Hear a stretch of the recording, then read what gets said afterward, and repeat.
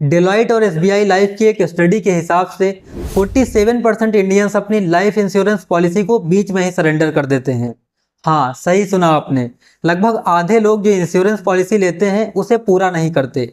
Reason budget problem या फिर उन्हें पैसों की ज़रूरत पड़ जाती है। लेकिन एक और रीजन जो हमेशा सामने नहीं आता वो है मिस सेलिंग, इंश्योरेंस पॉलिसीज का गलत तरीके से बेचा जाना। कई सारे लोगों के साथ ऐसा होता है कि उनको एजेंट कोई भी इंश्योरेंस प्रोडक्ट चिपका के चला जाता है जो कि उनकी ज़रूरत के हिसाब से नहीं होता, जिससे लोग मजबूर होकर या तो पॉलिसी सरेंडर कर देते हैं या फिर प्रीमियम देना ही बंद कर देते हैं, जिससे पॉलिसी लैप्स कर जाती है। खैर, आप चाहे जो भी करें, नुकसान आपका हो ही जाता है। गलत पॉलिसी खरीदना मतलब हमेशा नुकसान उठाना। अब आजकल मार्केट में ऐसे कई सारे इंश्योरेंस प्रोडक्ट्स धड़ल्ले से बेचे जा रहे हैं क्योंकि वो एजेंट्स को अच्छा कमीशन ऑफर करते हैं। ऐसे प्रोडक्ट्स अगर आपके लिए सही ना भी हों तब भी एजेंट्स आपको चिपकाना चाहते हैं क्योंकि उनको तो अपने फ़ायदे से मतलब है, ना कि आपके। लेकिन मुझे मतलब है आपके फ़ायदे से। तो आपके फ़ायदे की बात करता हूँ। अब मेरी नज़र में एक ऐसा ही प्रोडक्ट है यूलिप। इस वीडियो में मैं आपको यूलिप की एक एक चीज़ बताने वाला हूँ। आसान शब्दों में कहूँ तो यूलिप का पूरा सच। तो चलिए शुरू करते हैं।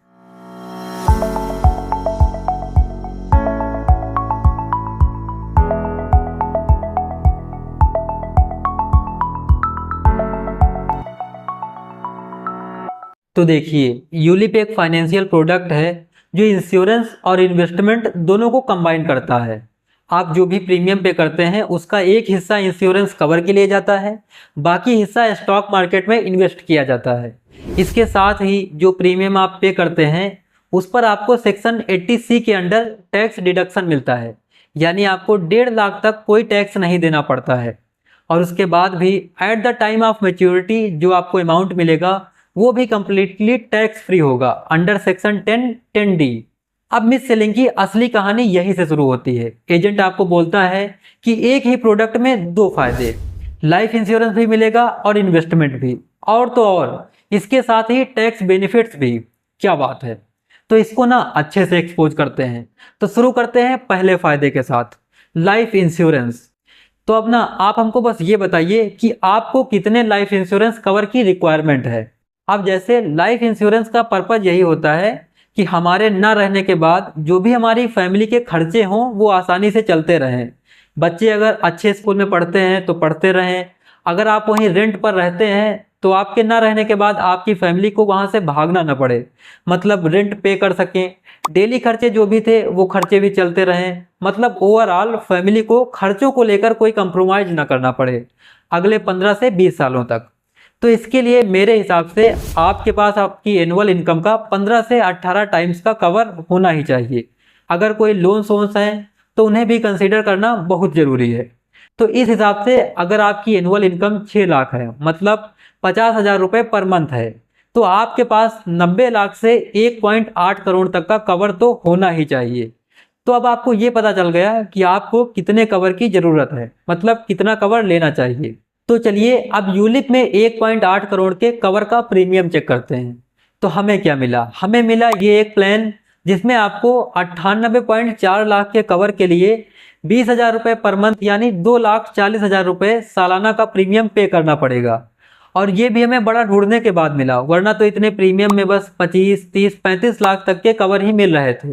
लेकिन वहीं आपको 1 करोड़ का टर्म इंश्योरेंस सिर्फ 15 से 20,000 रुपये पर एनम के प्रीमियम पर ही मिल जाएगा।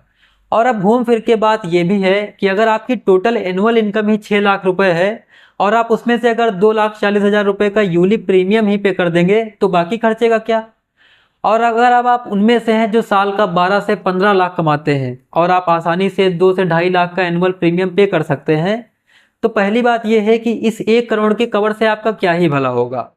दूसरी बात, भगवान न करे अगर अगले 4, 5, 6 सालों के बाद आपकी लाइफ में थोड़ा बुरा फेस आ जाता है, जॉब जा सकती है, बिजनेस स्लो हो सकता है, तो यही 2.5 से 2 लाख रुपए आप पर भारी पड़ सकते हैं।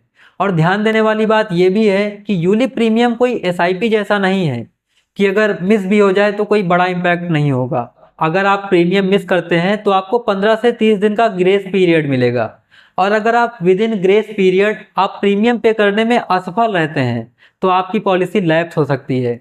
तो फ्यूचर का तो पता नहीं, तो क्यों ही यूलिप में रिस्क लेना। और वहीं अगर आप इसकी जगह एक टर्म इंश्योरेंस खरीदते हैं तो अगर बुरा समय आ भी जाता है तो प्रीमियम होगा 15 से 20 हज़ार, जो हो सकता है आप आसानी से मैनेज कर सकें। मुझे पता है अब आप समझ गए। तो अब बात करते हैं यूलिप के दूसरे फायदे की, जो आपका एजेंट क्लेम करता है इन्वेस्टमेंट।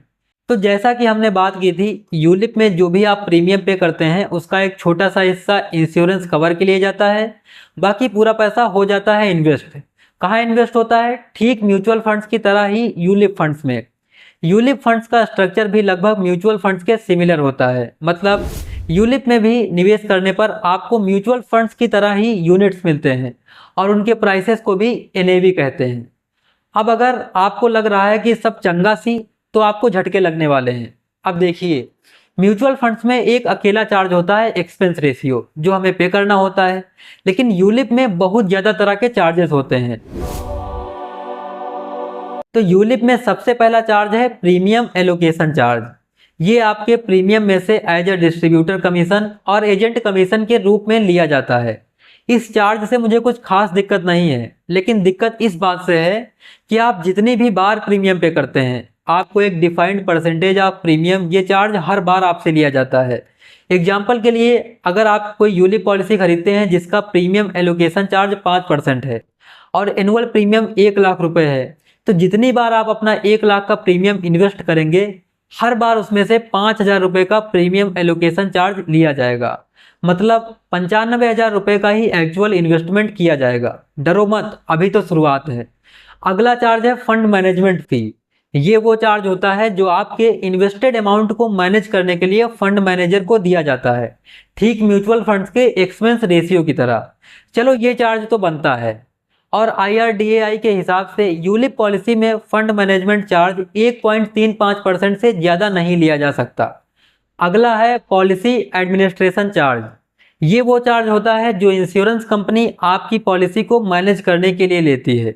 एग्जाम्पल के लिए, अगर आपकी यूलिप पॉलिसी में ये चार्ज 500 रुपये पर मंथ है, मतलब 6,000 रुपये पर एनम, तो इसका मतलब है कि आप जितनी बार अपना 1 लाख का एनुअल प्रीमियम पे करेंगे, उसमें से 6,000 रुपये का एडमिनिस्ट्रेशन चार्ज भी लिया जाएगा। लेकिन ये तो हो गई ऊपर ऊपर की बात। अंदर की बात यह है कि ये चार्ज आपसे हर महीने लिया जाता है। तो अगर आप अपना प्रीमियम एनुअल बेसिस पर पे करते हैं, तो जब आपने पहली बार अपना 1 लाख रुपए इन्वेस्ट किया होगा, तो उससे यूलिप फंड की कुछ यूनिट्स खरीदी गई होंगी। उसमें से हर महीने कुछ यूनिट्स को कैंसिल करके ये चार्ज का भुगतान किया जाता है।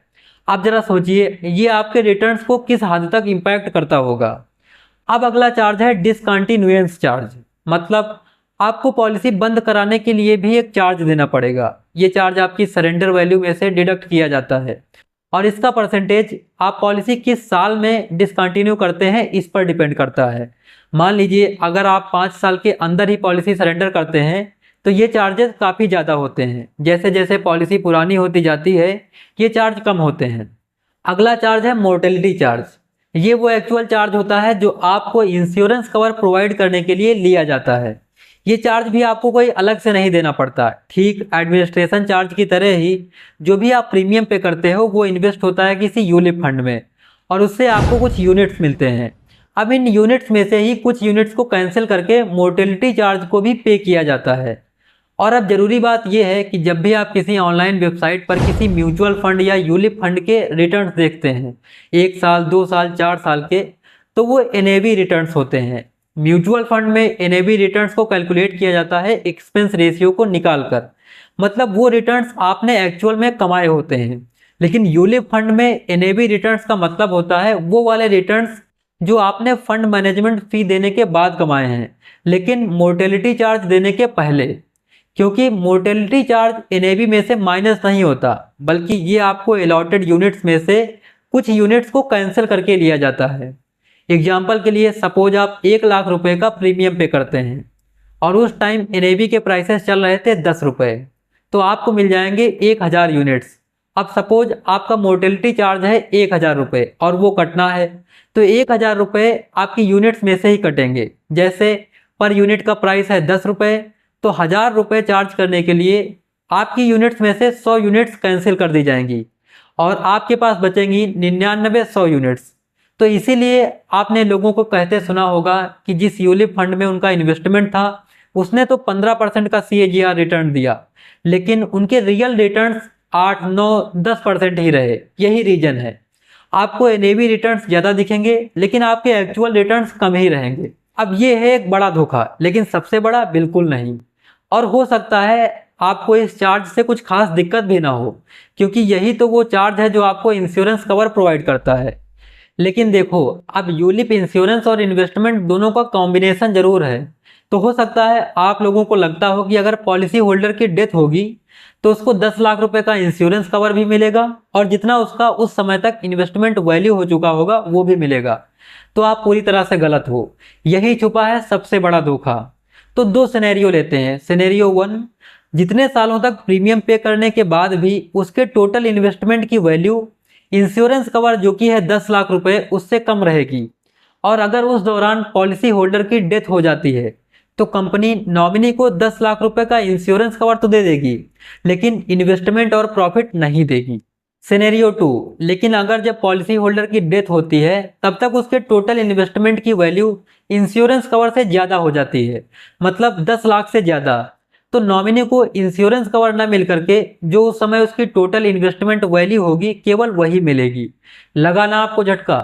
अब ये जो गंदा गेम है ना, इसके बारे में आपको आपका एजेंट कभी नहीं बताएगा। तो आपके लिए एडवाइस यही है कि हो सके तो अपने इंश्योरेंस और इन्वेस्टमेंट प्रोडक्ट्स को सेपरेट रखें, कभी भी लालच में ना आए। और ये यूलिप के साथ साथ जो भी हैं endowment plans, money bank plans, zero cost plans वगैरह वगैरह, ये बहुत ही कॉम्प्लिकेटेड है, इनको समझना बिल्कुल भी आसान नहीं है। और इसी का फ़ायदा उठाकर एजेंट्स आपको इनकी कोई एक अच्छी बात बताकर आपको चिपका देते हैं। तो कोई भी इन्वेस्टमेंट करने से पहले आपके लिए सबसे ज़रूरी है कि आपको उस प्रोडक्ट के बारे में अच्छी जानकारी जरूर हो। बाकी आने वाले समय में हम इन पर भी वीडियोज बनाएंगे। तो दोस्तों, अगर जानकारी अच्छी लगी हो तो वीडियो को लाइक करें, शेयर करें और चैनल को सब्सक्राइब जरूर करें हमें सपोर्ट करने के लिए। तो मिलते हैं अगले वीडियो में, तब तक के लिए हैप्पी इन्वेस्टिंग।